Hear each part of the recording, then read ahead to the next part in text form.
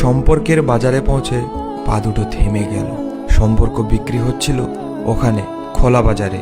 আমি কাঁপতে কাঁপতে জিজ্ঞেস করলাম, কি দামে বেচছো ভাই এই সম্পর্কগুলো? দোকানদার জিজ্ঞেস করলো, কোন সম্পর্কটা বানাতে চান আপনি?